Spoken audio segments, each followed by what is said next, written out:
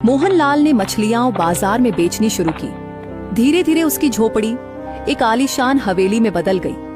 वह अब केवल धनवान नहीं बल्कि पूरे गांव का सबसे प्रभावशाली व्यक्ति बन गया।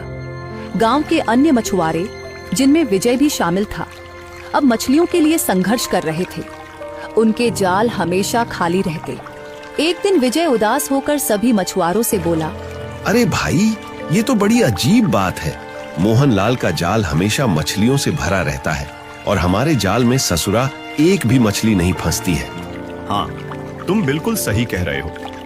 अरे विजय भाई, मुझे तो ये कोई और ही चक्कर लग रहा है।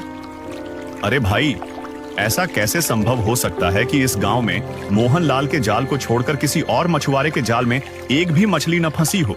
हाँ, कुछ दिन पहले तक यही मोहनलाल समुंदर के किनारे बैठकर केवल रोता रहता था और अपनी किस्मत को हमेशा कोसता रहता था। परंतु आज तो वह धनवान बन चुका है, मछली बेच बेच कर, जिसका तो हम अंदाजा भी नहीं लगा सकते कि कितना धनवान बन चुका है। भाई, हम तुम्हारी सब बातों को सही मानते हैं, लेकिन भाई सच्चाई ये है कि इस समय मोहनलाल की किस्मत के सितारे बुलंदी पर हैं और हम सारे मछुआरे इस समय मुसीबत में हैं।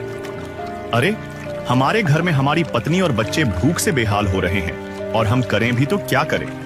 हमें मछलियां पकड़ने के अलावा और कोई दूसरा काम भी तो नहीं आता है। क्यों? हाँ, तो फिर तुम ही बताओ विजय भाई, अब इस स्थिति में हम करें तो क्या करें? इस परिस्थिति में हमारे पास केवल एक ही रास्ता बचा है। तो सुनो, हम सभी मछुआरों को मोहनलाल के पास मदद मांगने के लिए जाना होगा और मुझे विश्वास है कि मोहनलाल इस कठिन परिस्थिति में हम मछुआरों की मदद जरूर करेगा। क्यों? हाँ, क्यों नहीं? अरे, जरूर करेगा। एक मछुआरा ही दूसरे मछुआरे की परेशानी को समझ सकता है। सही कहा बीजू भैया। और फिर जिस परेशानी से आज हम सब जूझ रहे हैं, अरे भाई, कुछ समय पहले मोहनलाल भी तो इसी परेशानी से जूझ रहा था ना। भूख से परेशान मछुआरों ने मोहनलाल से मदद मांगने का फैसला किया। विजय और बाकी मछुआरे मोहनलाल के घर पर उसके सामने आकर खड़े हो गए।